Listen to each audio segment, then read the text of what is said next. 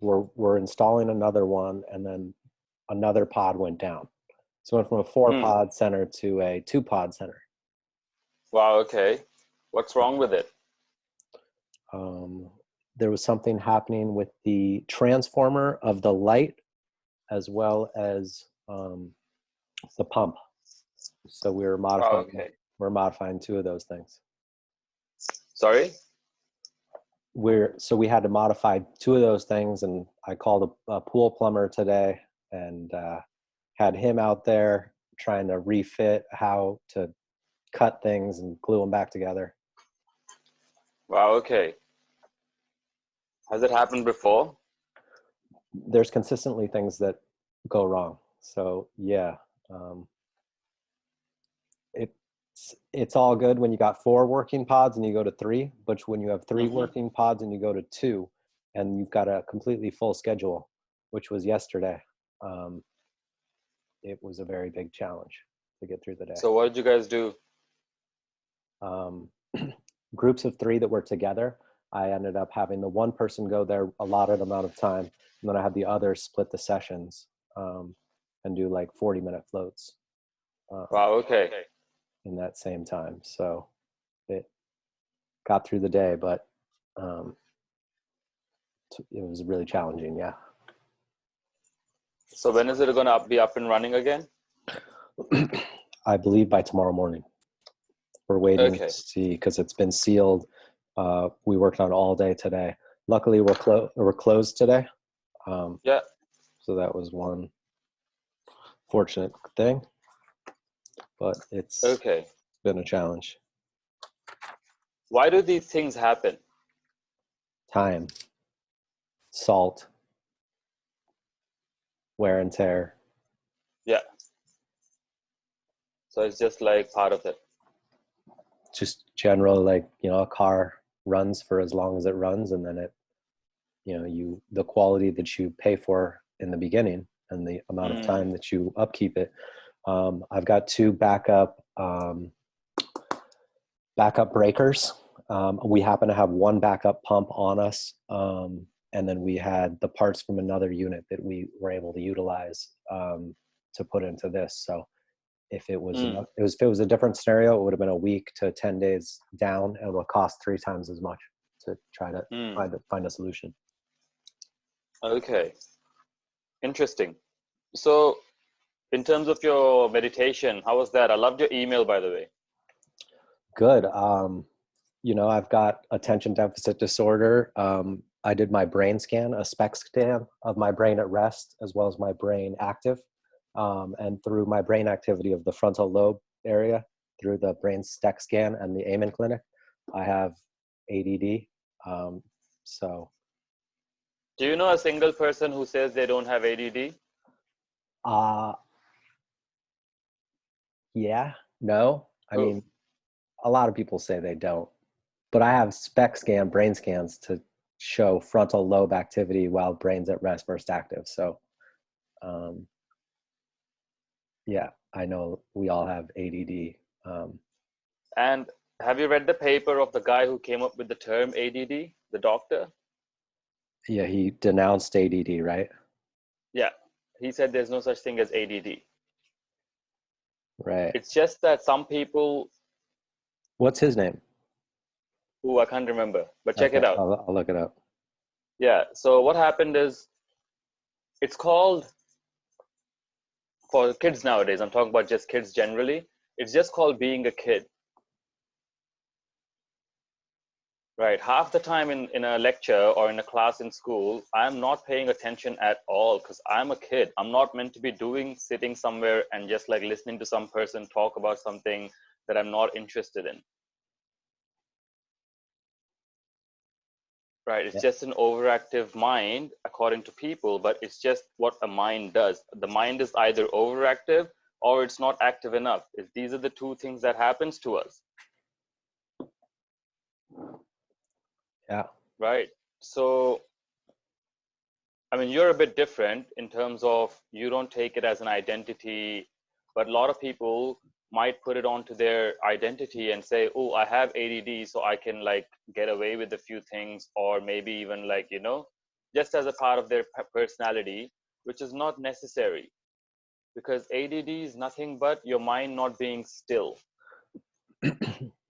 So I'm like trying to challenge all assumptions in modern medicine, and Amazing. I'm utilizing like my body and mind as a platform of exploration to Perfect. extreme exercise, high level stress, sleep deprivation. How quickly can my body recover from activities? And I'm a pretty extreme athlete as well. So I was playing on 3 different hockey teams previously, and trying to just, that's kind of what I'm biohacking with the pods. But I'm also utilizing, I have a team of like therapists that I work with. So I have a life coach from the Amen Clinic in California, which I was able to meet Dr. Daniel Amen when my family, we all got our brain scans. And that, it was a series of tests for over 3 days. And the person that did my intake about my family history is who I utilized as a life coach. And we talk about once every 2 weeks for an hour. And a lot of those questions are more about like philosophy and pushing the limits because of his knowledge of modern medicine and his intake of high caliber people. Because in order to get your brain scan, you got to have the allotted amount of time and resources to be there. And one doctor goes through all of your vitals. The one I did talk to weekly does the intake and family history, so it's more of like your history of origins, and then the doctors that test, and then the ones for more of like the mental, higher level physiology, psychology as well. Okay.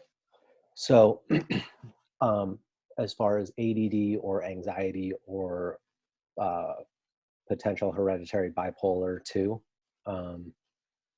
those are the questions that I'm looking to ask of myself and of what's capable in the float pods.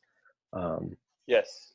And putting myself in a position, it's funny because the float, like getting into the pod is, it's, if you're too tired, or if you're like really can like have complete, do you ever get like delusionally awake, or like to the point where like you're up for like 20 hours or more After the float? No, just in general, like before you float, like trying to go into a float after being up for like a day and a half. Yes. And Yes. pushing the limits. It's almost a hard thing to be able to fall asleep, even if you're that tired in the float pod, because you're almost past the point of it, like, because it gives you like another second wind. Yes. So if I've noticed that, I've done it before, coming straight from a party, you'll find that the second, if you go to float at maybe after a party, you go straight in, you won't be able to pass out. But around 11:30 to like maybe 11:30 to 12:30, 1 o'clock, that's the second window where you really get tired and you fall asleep. But if you again float after that, then you'll see that you won't be able to fall asleep again. Yeah. It's that 11:30, 11 o'clock time when it comes back. The second sleep comes back. Have you always meditated, or have you more focused like the last decade since you've withdrawn from engineering? Yeah, so last 5 years. So last 5 years. 5 years, I've like really gotten into it, and it's completely transformed my life. That and chanting. So what I've done is, before that, were you very easily able to take naps? I used to be tired all the time, and I used to fall asleep you're at a work. napper? So you're a napper? Yeah. Okay. Yeah, totally. So cool. So I'm trying to understand the correlation of people that are good at napping, how well and easy it is for them to fall asleep in the pod, and how much they're able to understand meditation. And like, Okay, cool. So the starting point is like, I feel like it's like there's almost like so many steps to even get into the rhythm of the 15-minute meditation. Yes. Yes. So it's a consistent practice. So what we'll talk about today is what is it that's the tank is offering, so that you can identify and help people say, okay, you need to float this way, or you can try this in the tank, or you can say something like, this is the frequency you want to float, and stuff like that. So the So, tools. for example, sorry? So that we're talking about the tools of what to bring into the tank. Yes, how do you use that session? How do you use the session for what you're trying to do?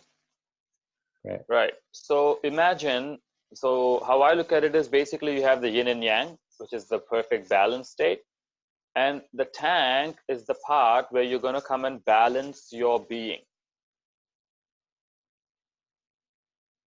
Right. So if you're someone who's super active, for example, you're super active and you play like 4 or 5 different sports and all these things, then you have to be aware that, okay, in the tank, I'm trying to be not active.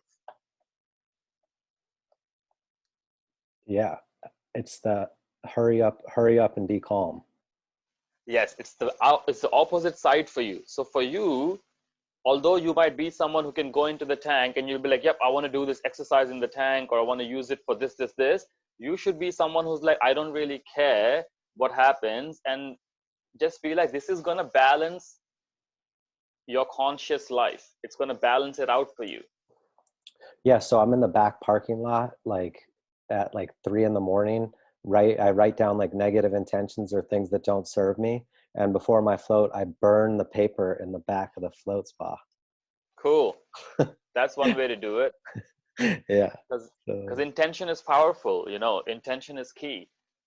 So you can use your life and you can start seeing what is the area that you have to balance. Now, why do I say balance? Because it's not about doing a lot of different things, right? When you meditate, now you've been meditating, so you find a sense of calmness or the sense of stillness that automatically improves your output. What if people are trying so hard to meditate that like, I mean, you have to force yourself, but it like frustrates you to the point where like Yes. even sitting still, like how do you get past the threshold of like desiring to meditate and like wanting to meditate versus like thinking it's torture So, or just like so let's first see what meditation is, right? When you use the word meditate, what are you trying to say? What are you implying? sit still.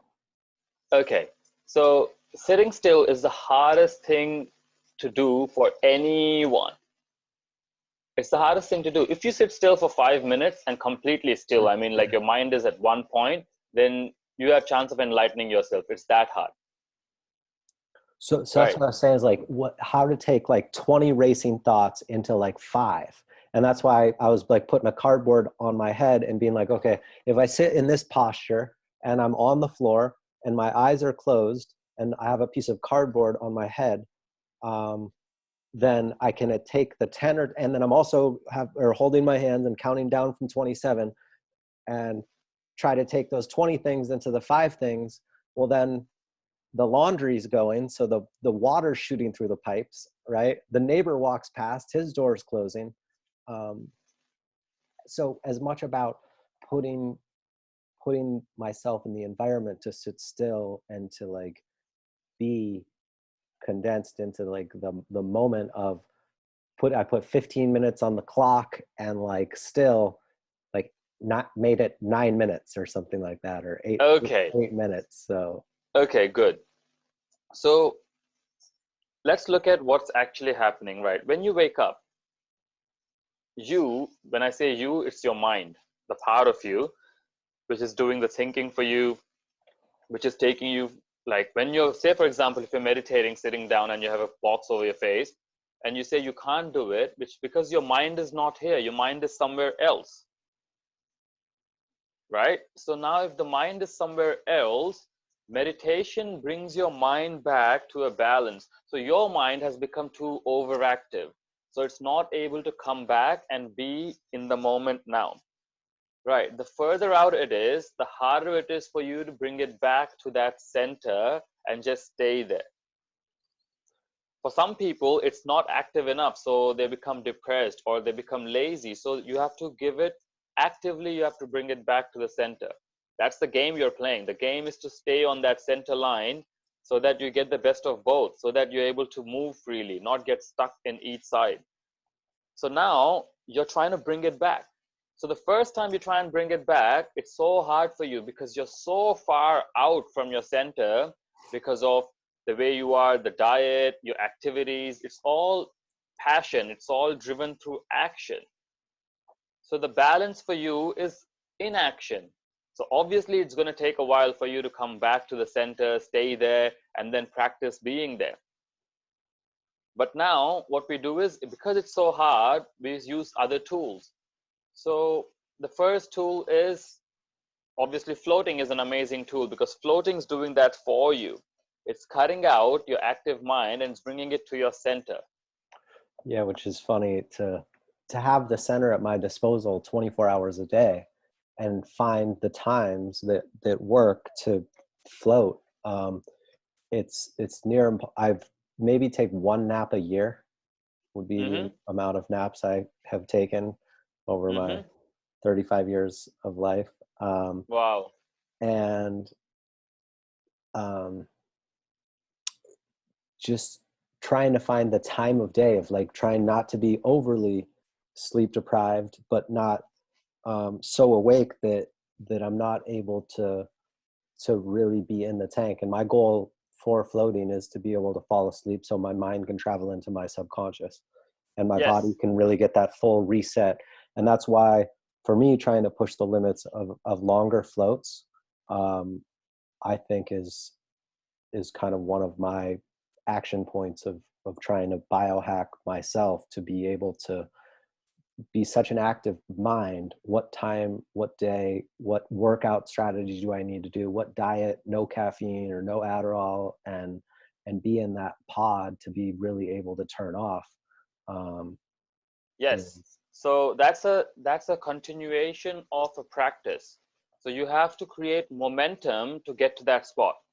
And that's what meditation does. So meditation, the days you're not floating, just 15 minutes when you wake up. See, when you wake up, your mind still hasn't latched on to where it wants to be that day yet. It's still like figuring it out. Like, hey, what kind of day do I want to have? Even before it's up, you have to sit down and say, okay, wherever you are, your mind. For example, my mind today was in February and it was in a festival when I'm going to New Zealand. Right. And I was like, oh my God, I'm just thinking about that festival. I'm excited. Right. Then I pull it back and slowly like, no, come here. To come back here now, where do I latch it? Okay. Let me use a sound vibration. So a mantra, or let me use my breath because my breath is happening in the moment right now. So now I'm tuning it. I'm following it in and following it out. So from February to I brought it back to today.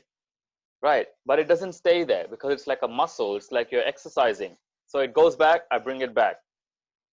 I'm using sound. I'm going, I'm focusing on all the different vibrations, how my face is like vibrating and how my breathing. I'm just focusing on whatever's happening within me. So my mind is being tuned to come back here. And it takes about 15 minutes, 20 minutes for it to keep going and coming back. Just look at it like a little workout, and it goes and it comes back. And then once you set it for that day, then you're like, okay, I'm very close to being here. Right. And then you will see the closer you are, the float's going to snap you back faster. It's going to be like, oh, I'm not too far away. Boom. You come back to the center. And then once you're there in the center, then now you can use it to train further, or you can drop out into like a more relaxed situation because you're in the middle. We have so many people coming to the center, and they're coming just because they don't know what it is. You know, they just know that it's a anti-gravity kind of a get everything away sound deprivation chamber. So kind of indirectly, they'll have, since they're alone with the music and there's not much else to do, they'll the first 10, 15 minutes, you look around, you touch all the buttons, you turn the lights on, you turn the music on and off, you finally get to that point, and then once you have the music off and the light off and you focus on your breath, it's as if the pod offers people in the second half of their float, it forces them to meditate without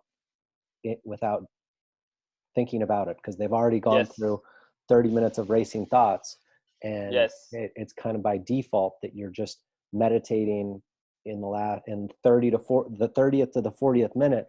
And then people that are good at napping, which I ask them before they come in, they're able to get past that 30-minute point and fall asleep Yes. for the last 15-20 minutes of their float. Yes. So So you can look at it as a balancing instrument. It's something that balances people. So you can tell people like, hey, although this is a float tank, it's going to balance you based on what you need. So if you're tired, or if your body needs some sleep, you're going to experience sleep. If you're going to have a racing thoughts kind of flow, then those are the thoughts that needed to come out of you, because they're stuck in your mind. You're letting it out in the tank. It's gone. So now you'll be more at peace. So either way, it's giving them exactly what their mind needs to come back to the middle, come back to the center. and it's awesome, because the body as well, I mean, the physiology of your muscle recovery, your injury recovery, Yes. your blood circulation, your immunity boost. So as much as people are coming and they're kind of want to just try it and it's entertainment, I try to ask, are you good at napping, or did you sleep well last night? And or do you have any parts of your body that need more circulation, or injuries, or kind of those notes, so I can, when they come out, I don't sound like a broken record of, how was your float? Did you fall asleep? Like I almost annoy myself asking those questions. So repetitive. Yes. But what you can also do is you can start pointing out that the experience they had was actually their whole being trying to like figure it out and like trying to find that balance again.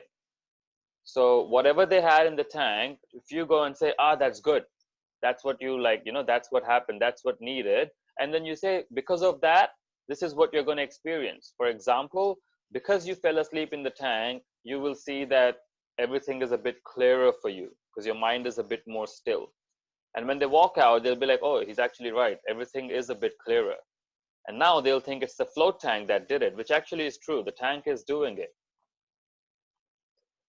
Had somebody recently, they didn't tell me till after their float, but they did some day drinking, and they came out and they go, does that thing sober you up? I was like, well, with the temperature that it's at, it does detoxify, and the salt, you will contain that. So, because I feel really sober, and this person smokes cigarettes, he goes, I can breathe better too. I'm just like, yes, I'm like, yeah, exactly. man. See these little things. So that we call as integrating the experience.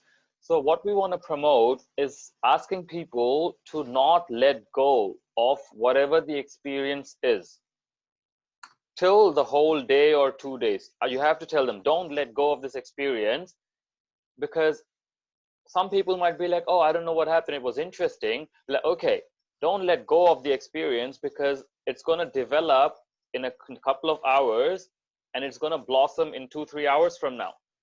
So even if they walk out, or just encourage them to say, hold on to the experience, and then it will come out like in a few hours. I also tell the younger people, I go, be careful drinking tonight, because your body has so much drained out of it that alcohol will Totally. affect you, twice as much. Or Yeah, or you tell them like, you'll be a cheap drunk tonight. Yeah. That's a cool way of saying it. Okay, so with your meditation, what we're trying to do is we're trying to get you to a point where you're able to keep your mind still on one thing consistently. I did a meditative eating thing one time with Cool. I think That's I was telling awesome. you about the raisin, and it took like 4 Yes. minutes to eat the raisin, and first 30 seconds or 45, you look at it, then you get to start to touch it, and then you smell it. So you're like a minute and a half into it, and then you like put it in your mouth and you can't eat it or bite it yet. You just like move it around and feel the texture. So as I was meditating, I was trying to, hear these things or bounce back and forth and bring it back to center. And that's why the breath does the breath and the count. So it's, a cardboard box, breath, count, posture. Yes. And I think that was helpful. Yes. To What's going to happen is over time, your mind's going to get sharper, right? You do all these things in your life, all these activities, because it might bring you joy, right? You're engaging in all these different things because you're getting pleasure from it. But if your mind is still, your mind can get the exact amount of pleasure just by eating that raisin. It's the same thing. But because it's not still, it's looking for all these external things, and it gets bigger and bigger. People want bigger cars. It's like when you have that first line and then you go start chasing that high, you have to keep doing bigger doses. That's all we're doing. We just want bigger things. We want bigger and better every single time. Why? Because the receptors have been like bombarded so hard over and over. So as you still your mind, even like the smallest things will give you so much pleasure. And that's why if your mind is perfectly still, everything is going to give you pleasure. You'll just be blissed out. It's like when you're tripping. If someone goes boing, you just crack up. You're just like, oh my God, that's the funniest thing I've ever heard. And it's just like boing. You just, it happens. Yeah. So that's because your mind is still at that moment in time. As you continue to talk about this balance of everything has its opposites, how is that delineated with time? So time, the balance, how do I explain this?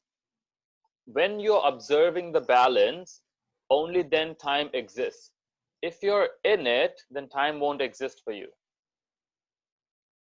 What about karma? What about it? So say you wrong someone in like year 10, and then like it catches up with you in year 15 or something like that. Like not necessarily. Or the balance of like, you work hard to get a job, and that job gets you, or no, you work hard in school so that you can get a job, and then you're qualified for the job because of school, and then the job you continue to earn and educate from experience. So the balance of growth and education is like over time, as you progress, then I guess the opposite of like a heroin addict that continues to seek the drug over money, and from time it progresses that their interest is more valued to that drug or to that addiction than it is towards the growth, education, or what they can contribute to society. So firstly, we have to make it clear that karma doesn't mean a judiciary system. So karma, in nowadays, people have made it into a judiciary, like the universe is gonna, it's a judge. No, it's never like that. Karma comes from the word kri. Kri is to act. It's just the action. It's like creation. So creation doesn't mean good or bad. It's just creating. It's an act. So karma is to create. You create an action or some sort of a shift in energy. That's all it is. People have made it into this thing where it's like if you do good, you get good. If you do bad, something bad's going to happen to you. That's a human filter, which is not true to the universe. The universe doesn't have that, right? So all karma says is that if you make an action today, then the action is going to have a consequence at the end of it. That's all it's saying. And that's only using the law of energy. Now, we know that energy can neither be created nor be destroyed. It only changes form. We know this. So if your voice is energy, which is hurting other people through your actions or your vocals, or if you say something nice to someone, even your thought is a form of energy. So if you think positive, think negative, your body is something to do with energy. So now you'll see that any sort of thing you do is going to create karma. It's going to create that action. Right. So now your action now is going to be, the fruits of your action are going to come later. But everything is you. You are doing everything. The reason your pods are down is because of you. The reason you have a good life is also because of you. Isn't it maybe also because of time? But time is because of you. When you go to deep sleep, when you're in deep sleep at night, there is no time for you. You see, time only happens when you give it awareness. If you're in a flow state completely throughout your life, there is no time for you. What? So it can't ever be that the pod's down because it was poorly built? Yes, but you went and bought those poorly built pods, or you got a business through which these guys gave you poorly built pods, you see? Yeah. Then it's you again. Right. I've done everything to be as preventative as possible to not be in this predicament. But yes, obviously Yes, everything is the internal but versus external locus of control of you are control of the bed you make and everything. Yeah. everything is you. So everything is just a reflection of you. So if you go to the supermarket and get like some ingredients to make a soup, what you're going to make is going to be different from what I'm going to make, although the ingredients are same. What you make is based on your flavor, the way you like to do things. If you're really meticulous at cooking, cleaning and all that, or if you're just a shabby guy who just throws a few things around and just eats it, that's all based on you. That's who you are. So I can taste someone's soup and be like, oh, this is this kind of a person, because there's no difference between how you do one thing and how you do everything. It's all the same because it's all coming through you. It's all you being extended out into the action. Do you call people Right. shabby much? No. I think if that was used around here, people wouldn't know to take it as a compliment or a diss. Like shabby, be like, thanks for noticing. They're like, yeah, I was born shabby. It's so good to be shabby. Like, yeah, really trying to be shabby. Oh, I wanted to ask Okay. you, real quick before I forget. You're doing the maximum Yeah, he hit me thing. up. Yeah. Cool. When is that? I saw something on it. So it's tomorrow, CST tomorrow. So yeah, it was really cool. What a nice guy. He messaged me and he's like, dude, I want to provide value for my clients. Can you help me, do this? I was like, yeah, why not? I'll help you. No problem. My creative director about fell out of her seat when she sent that over. She goes, the best of both worlds. She goes, both of them together. I was like, yeah. So it's Nice. yeah. We had Yeah, so I'm doing that tomorrow. So that's why my first question to you was, why did it happen? With the pause. And the answer is, you made it happen, but that doesn't mean it's a negative or a positive experience. The same way how you're beating your heart, you're growing your bones, you're digesting your food, but you don't have to think about it. Just because it's within your body and you say it's automatic doesn't mean that you're not doing it. You are doing it. It's just a part of you that does it automatically, the same way how people react to you, how things happen in your world. What you perceive from the world is all, again, it's you. yeah. It's just that you don't know how you do it. It's that automatic part. You just don't know how you do it, but it's also you. Something that changed my life was the saying where it goes, you are what you do and you are what happens to you. Yeah. They're inseparable. These two events are inseparable. So as you meditate, what are you doing to yourself? You're trying to find your center, and suddenly everything around you is going to match this, and everything around you is going to find that calmness, find that center automatically. Excellent. Yeah, that's the kind of, it's not a trick, it's a shift. For example, um, with the tank, it's the same thing. when we tell people clearly what it is, that it's a balance and it's trying to find your center, and if someone comes out from the tank saying they had a really busy float, right, and they say, oh no, I didn't even get to switch off or whatever, then you would say, okay, you're very close, they're very close to it, so now they need to do something extra just to get there. So it could be like a 15-minute meditation, or it could be just like going for a walk or something that pushes them over it, and then they find that sense of stillness. I've been reading before I get in the pod, so Nice. 5-10 pages as well. So I only live 5 blocks from my center, so Yeah. a good thing for me has been to walk to the float. Yes. The only negative is I don't really want to walk home because Yes. I just floated. Yes. So kind of a caveat there. Yeah. But Okay. So what I'm trying to share with you is that your vibe is everything. It just projects itself in the outer world. This is very important for us to understand. Because now, from tomorrow, you could just see who you are in other people. You could see what your life is like or what your vibration is. You don't have to go into you. You just see outside and you're like, oh, this is who I am. And now you start tweaking it. I've been reflecting many decades on trying to see inside. So this the path of owning a float center and diving into mental health is that once the can of worms opens, there's no going back. Mm. Mm. Definitely. So what we can do, so you were talking about a workshop. What was that? I totally forgot. You said something in the email.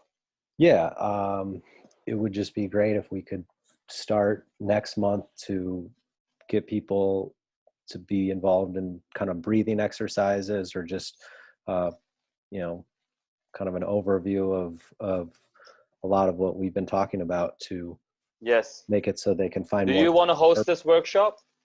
Yeah. Amazing. Let's do it. So I'll call it the Science of Transformation workshop. If you want to go that path, then we can do that. So it's like a Science of Transformation workshop or How to Float Like a Pro.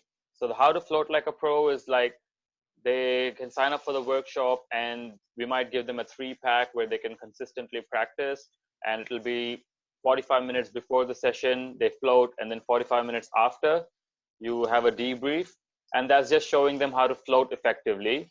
And people who want to do something else, then you can host a workshop calling it the Science of Transformation, stuff like what we spoke about, where how to manage, how to find that inner balance, and how this will reflect everywhere, and how to change that narrative, how to change that story that you've told yourself, which is what your life is about. You've just told yourself a story.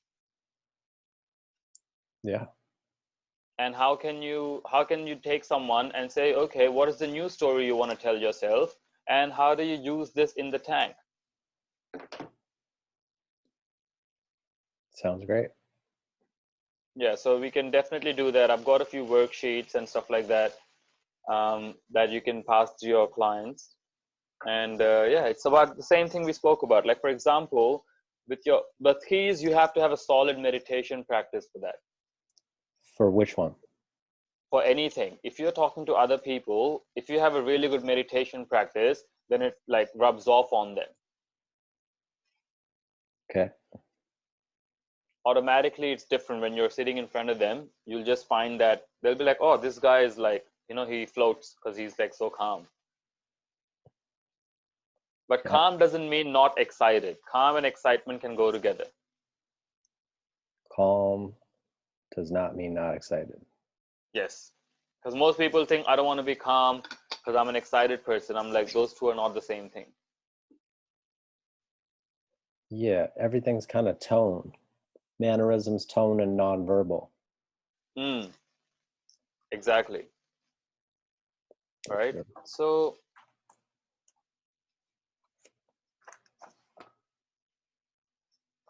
So in terms of like understanding mental health and understanding psychology you mentioned earlier, um, what really helped me was to see that how modern medicine wants to analyze flowing water. Say, for example, it wants to analyze flowing water, right? Yeah. The problem I have is they go and fill this flowing water from a river into a bottle and then analyze that.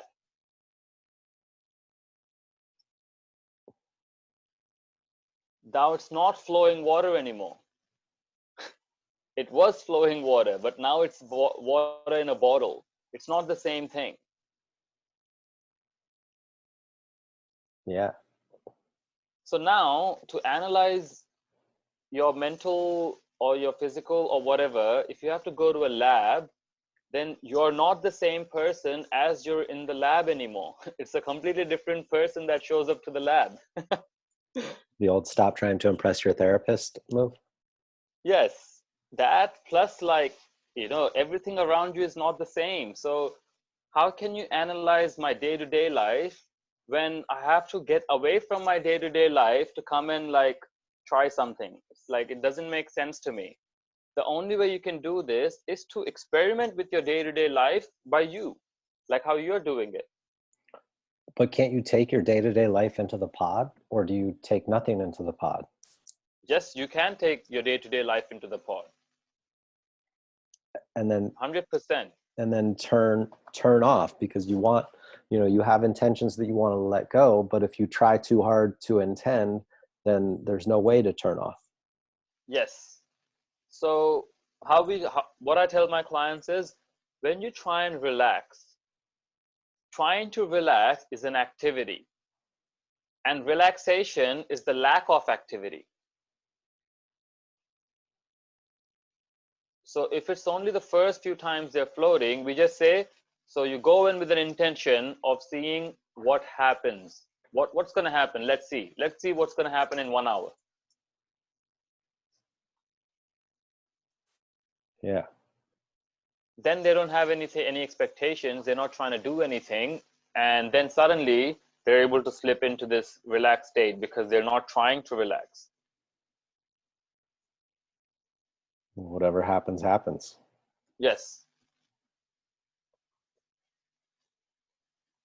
And that's again like practice. So yeah, if you look at your mental health or your energy levels in terms of what we spoke about earlier, Vata, Pitta, and Kapha, check out the book Perfect Health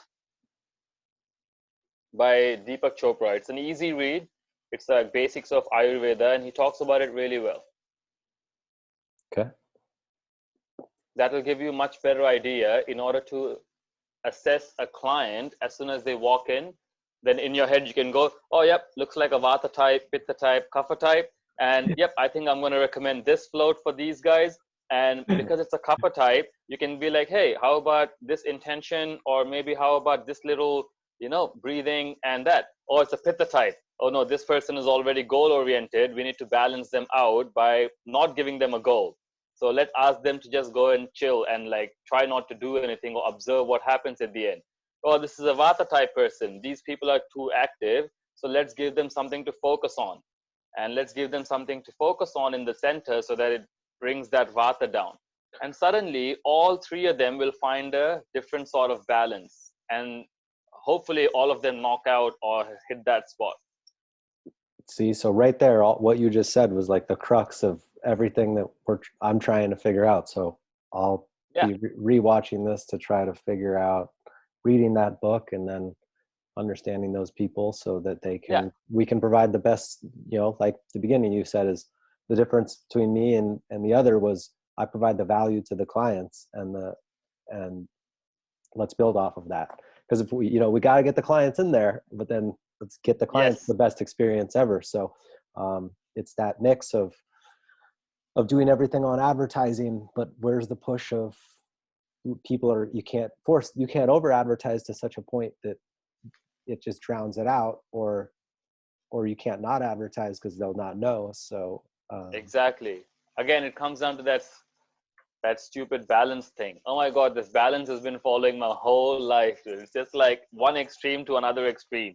I'm either like sober for a year or partying my guts out for like 15, 20 months in a row and just like, what do I do? Finally, I've hit a spot after 3, 4 years to keep it in the middle. So same thing. What do you do? And the But Buddha said like, isn't that also what they say is growing up? yes, growing up, but then you only grow up to like go young again. It's like die as young as possible, as late as possible. Yeah, it's good That's what stuff. it is. Um, So you see how once you have this idea, you automatically can tell. It's insane. You can go up to any person at a party and be like, hey, you seem like a Vata type person, and you could just be like, oh, do you? So you get into things, this is this, and you enjoy this, this is. They'll be like, oh my God, that's so true. It's just like insanely accurate. That's awesome. Yeah, so that book will really help you out, and you have a general idea of how to go about it. And once you have that idea, we can devise what type can benefit from what float at what time. Wow. E equals Yeah. MC. E equals MC squared. Yeah, so that's like once you have an understanding, then it's so simple to decipher. It's so easy to put it because it's only like people are going to be in Vata time of the day, Pitta time of the day, and Kapha time of the day. So these are 4 hour slots during the day. And you see what type of person needs to balance what. If it's a Vata type person, then you want them to float in a Kapha time of the day. Because Vata and Kapha are opposite. So one is the air, the movement, the other one is the steadiness or the absorption. So these people are moving too much in their mind. So you suggest, okay, you float during Kapha time of the day, which can be like maybe, I think it starts at 6 p.m. to 9 p.m. or something like that. You'll find it in the book. And you say, okay, this sort of person, if you find someone who's like really skinny frame and who have dry skin and who get really excited, or like who have some sort of an anxiety or their mind is too active, boom, kapha time of the day.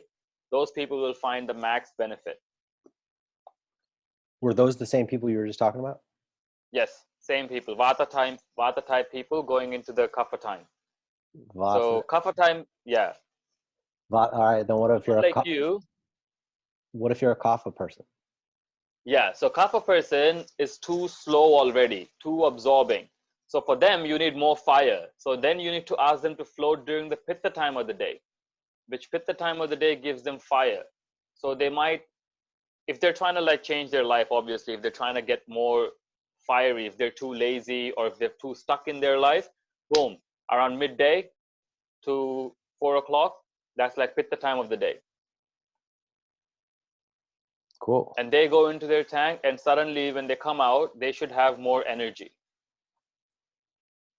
Do you would both of these categories be trying to fall asleep, or it doesn't matter? No, kapha time, no. Kapha people, they don't have to fall asleep.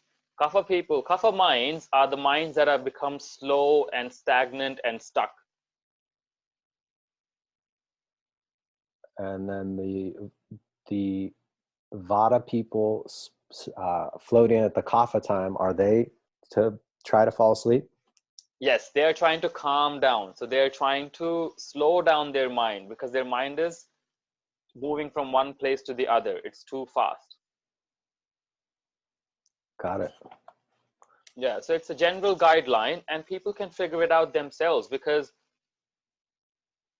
also it depends on the season and all that, but now it's the same season, so you can manage that. In Melbourne, it's a bit harder because it's like 4 seasons in a day. It's like, what do you do? Cool. So for Pitta type people, they're the ones that can't stay still. They're the ones that would come in and say, oh, I need to, what is in it for me? How can I make this thing? Or what is the goal? Or they can't even stop thinking about their job. Or, it's like people who train a lot, people who hold like high positions in their career, super active, way too much. Now for them, if you tell them there's no goal, they're not going to like enjoy it. You can't tell them, oh, just go in and float and just let it be. It's very hard for them. Right. So you have to give them a small challenge. You have to give them a little challenge in the tank so that they focus on that, because they want to. If you give a pitta person a challenge, they would get excited. Then they'd be like, "Yep, I want to do this." Right. Cool. So you would say, "Okay, do the 27 to 1 breathing. Do it twice. That's it." By the time they get through it twice, their whole chemistry has changed, and now they're like in that zone. That's funny. Wait, you should almost tell them do it twice, but do it once and then wait 10 minutes and do it again. Exactly. If you give them a challenge, then it's amazing. They'll come and tell you, they're like, "Oh my God, that was so hard for me, but I enjoy it now." And suddenly they'll have a bit more focus, and yeah. And if you add the light in, say, all right, so get in the pod with the light and the music, do 27 to 0, and then turn the Hmm. light off and then do it again, or like add the light as some action point, be like, you better not do it wrong. Exactly. But if you tell that to a Vata person, they get anxiety. They're like, "Oh my God, what if I forget to turn the light off? What if I miss the 27 to 0?" So they get a bit panicky, and they're like, "Oh my God, what am I going to do?" That's funny. Mm. So it's just like a bit of different understanding about people and how they operate. Okay, so what do you want to do next? We want to set up a workshop. Yeah. So I got to promote it. We got to find out what the outline's going to be. Yes. I think I like the idea of how to float like a pro. Yeah. Because I've already got kind of a small group of people that would be interested in that. Okay. More of our nighttime crew and a bit of the counterculture people. Cool. So I think if you could tell me what a little bit of the outline, or we could come up with like a paragraph of how to float like a pro, and then I could start trying to find people that would want to come in. Would we want to do this at the shop? So you said Yes. 45 minutes before their float, and then also they would do an hour float or a 45-minute float? Oh, 1 hour float. So do a 45 minutes and then do a 1 hour float and then do another 45 minutes after. Yeah. And we would do that in 3 sessions or just 1 session. So if you have 4 people, then we can have 4 people come in at the same time. Right. Right. So it'll have to be obviously this time or a bit earlier. So maybe afternoon, evening session, or whenever you can. We can do it over multiple days. We could do it. But we'll just do one. We could do it at the same time because we offer a 7:00 float. So it would Okay. fit Yeah. well. So that'll be good. It would fit well for the Vata mind to be ready for the Kapha cutoff. Yes. You got it. Right. Cool. We only have 2 pods right now, so hopefully the So we'll third. do it once it's like up and running. And what we can do is in the next section, I will go through the workshop with you. Okay. That sounds good. So that you can like fully understand what is the approach.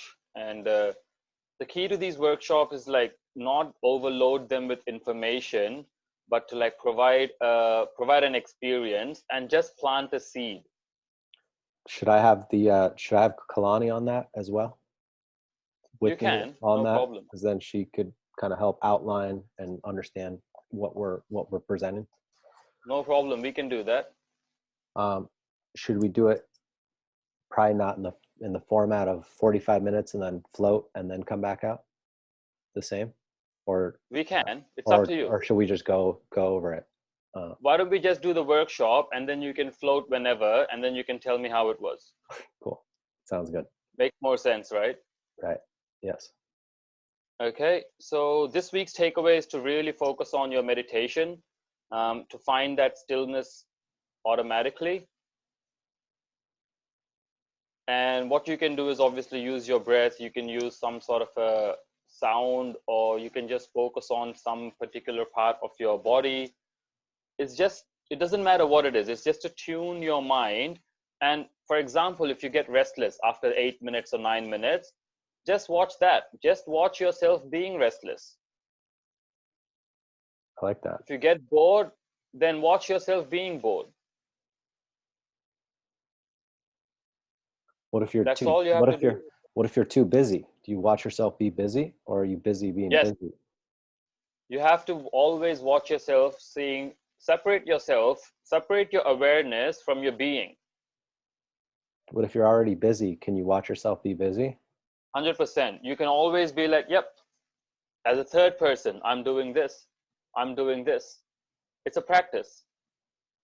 But when you say busy, as in you're sitting down for meditation and your mind is busy, or you're actually busy? Physically busy. Yeah. So if you're physically busy, you can definitely, but when you surf or when you snowboard, Yeah.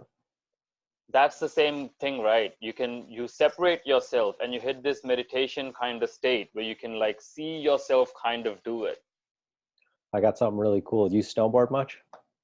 No, I used to try, but I was like miserable. I'm a snowboard instructor anyway, so Oh, we'll sick, have to go sometime. And I got a place in Colorado, so.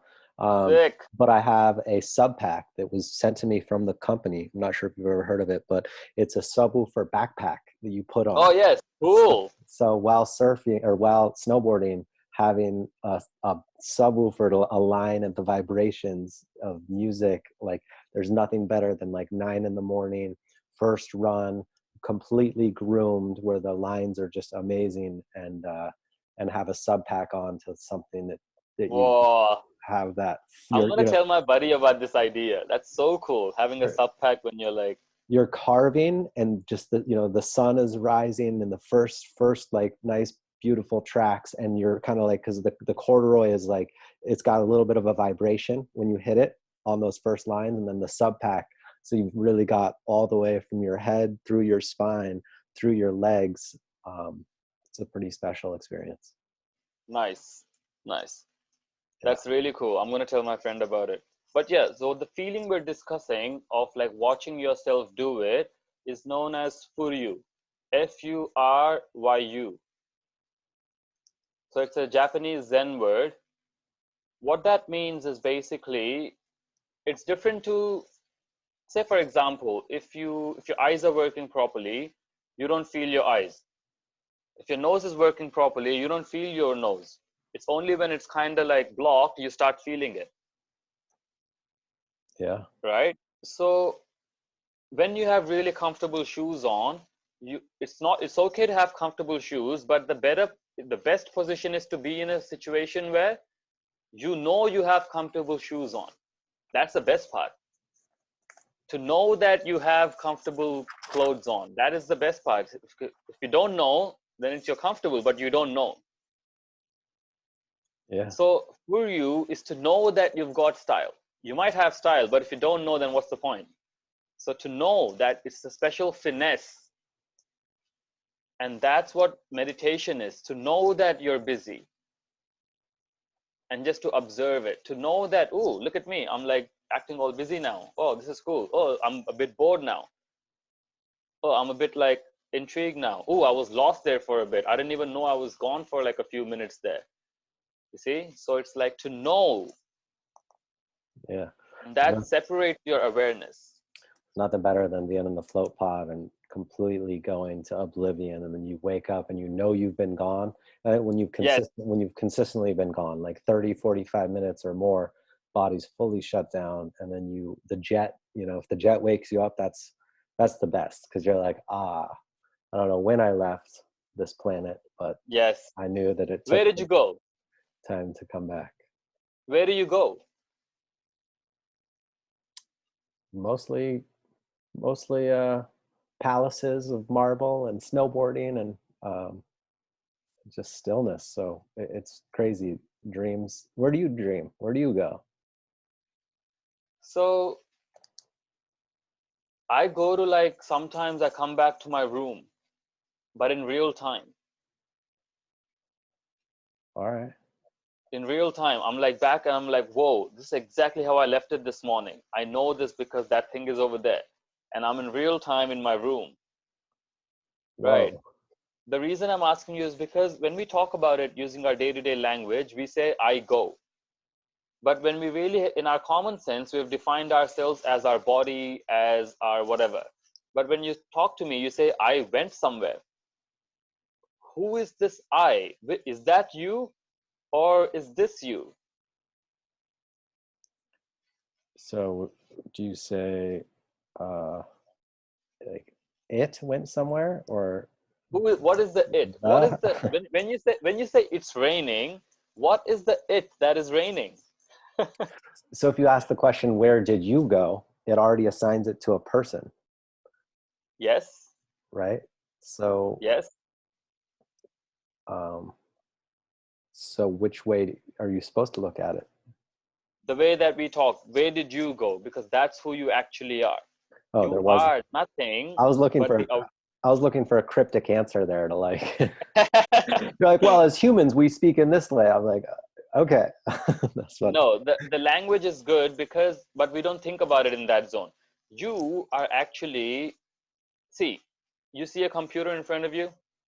Now, if you see a computer and you know for a fact that you are not this computer because it's an object of perception in front of you, right? You say, okay, I am seeing this computer, so the I is different from this computer. So I am seeing my body, which means I am not my body. Right. So I am actually the awareness behind which, for which all of this is happening. So I say my body, my desk, my phone, my people. So I am nothing but the awareness. And this awareness is what goes. Got it. That's who you actually are. Right. Now, when you meditate, the awareness and the ego, they come together. You become aware of itself.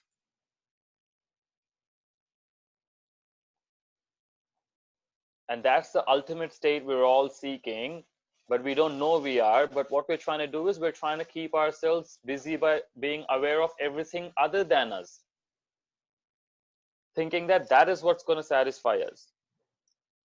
So now if the awareness is stuck in the future, you would say you're anxious. If the awareness is stuck in the past, then you would say you're depressed. You're really hitting me. Right. You're hitting some gems today. Thank you. Oh, So can I reuse some of this stuff, content? 100%. Okay, 100%. cool. You can use anything you want. Yeah. Thank you. So that awareness is what you can see where people's awareness actually is. If you're aware of your, most people are aware of all their possessions, or they're aware of all the complaints, or aware of all these things that's happening around them, that is who they actually are.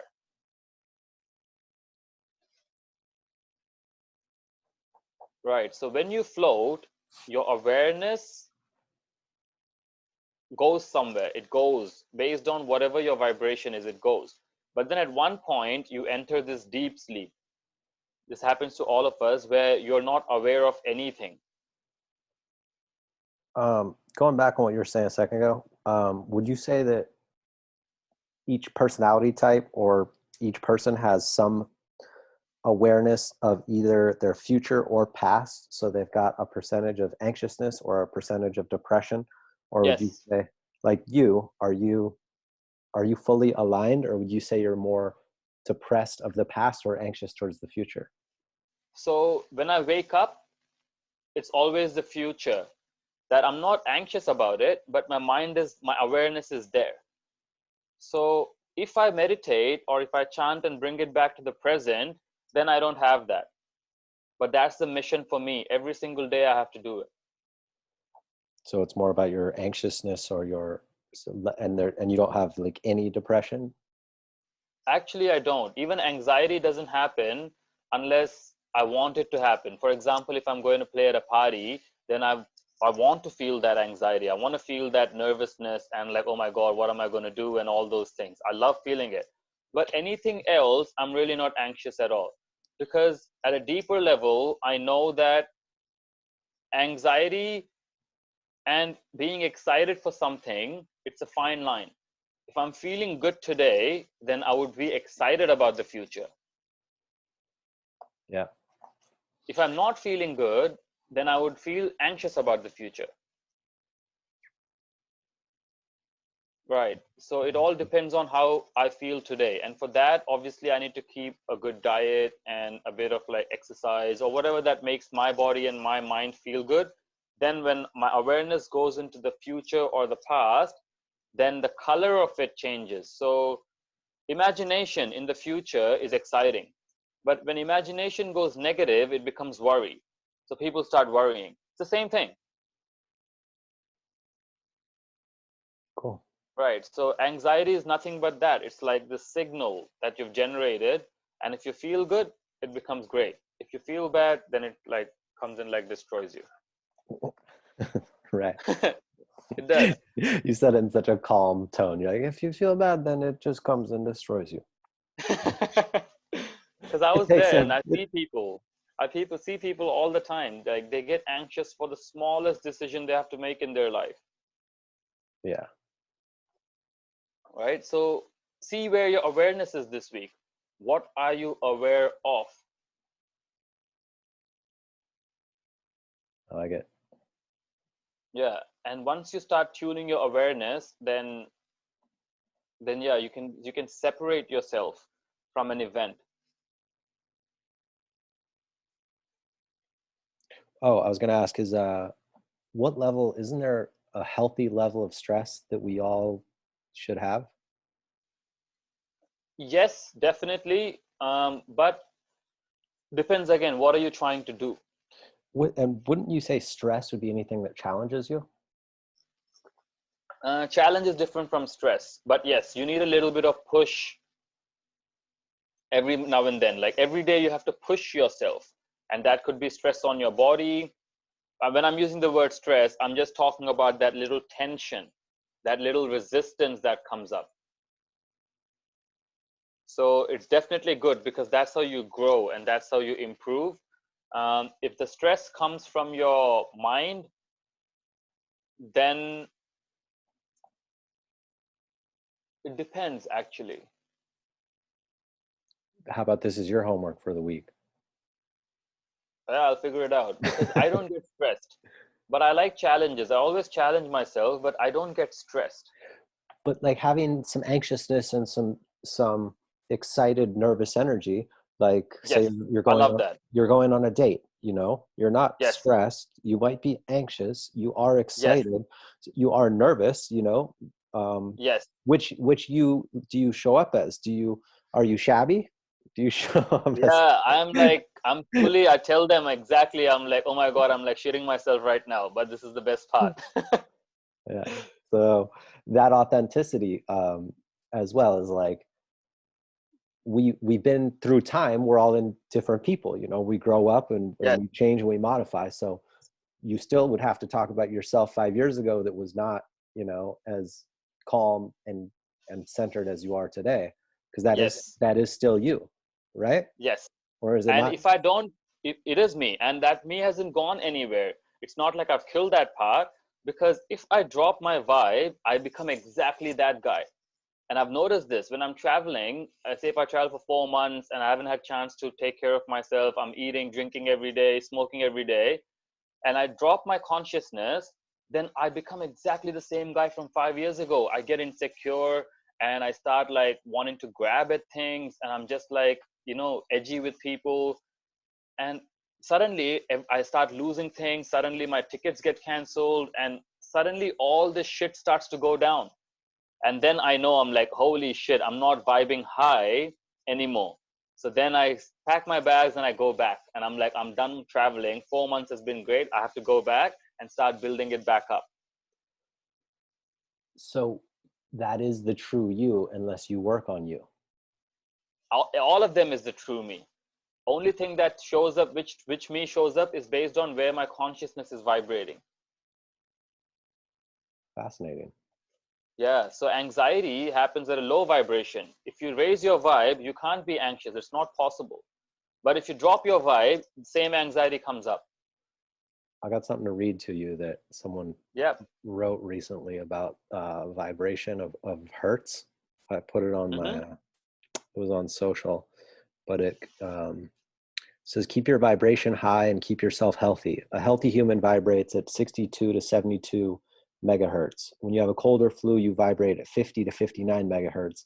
When you have cancer, you vibrate from 40 to 49. When you're sick or ill, you're at 20 to 29. And the spirit world vibrates 93 to 352 megahertz. Um, Cool. Wonder how they found that out. But in terms of just logic, it makes total sense. Right. and then the Because last part says that if you want to raise your vibration is self-love, and to heal oneself, your healing world, meditation raises your vibration 15 megahertz. cool. See, I don't know about the numbers, but that's absolutely true. When you meditate, you actually raise your vibe and suddenly things start happening for you. Like it's insane. Yeah. And these are the things that happen without your knowledge. You don't have to make it happen. It just comes to you. So there's different levels to us, different beings within us. Some days you feel like a god, some days you feel like a demon. That doesn't mean you're not both. It means you are that. It depends what is happening within you. Where is your awareness? Is your awareness in God zone, or is your awareness in like the demon zone? And there's all different types of levels within you. Yeah, so it's like it depends on which version of you is right now. That's why it's so easy to look at people and be like, be compassionate, because that's not them. It is only that the consciousness vibrating in them is in that zone. Yeah, one thing I've been saying recently and in talking to people, that I go, this is the me that I'm willing to show you now. I Yes, go, like if we started our conversations more along this is the side, your energy creates my energy to act or reveal this self to you in this way. yes, So um, yes, it's interesting how you kind of you start relationships, or you've got family and whatever, and you want to show them one side of you, or you want to push someone away and you can start to show them the worst side of you, or yes, people have a certain energy that reacts to your energy that makes you become the worst person you've ever seen that you didn't even know you had in you. exactly. Exactly. And trust me, like I know people in New Zealand that as soon as I see them or feel their presence, oh my God, I just become someone completely different. It's Yeah. so weird. And I just enjoy that part. I'm like, oh, look at this. This part is here we go. I thought I was like at a good level, and suddenly all these dark thoughts start coming up, and I'm just like, oh my God, this fucker is still in me. He's not gonna go away, you know? That's funny. It's always gonna be there. And the game people are playing nowadays is that they want to get rid of all these different parts. Oh no, I'm like too angry. Oh, I'm like, no, you can't get rid of them, because that's what makes you you. If I get rid of my looseness in life, then it's not Vijay, it's not me anymore. Right? If you take a lion and say, oh, this lion is really nice, but it's ferocious, I'm gonna take the ferocious nature out of it. It's not a lion anymore.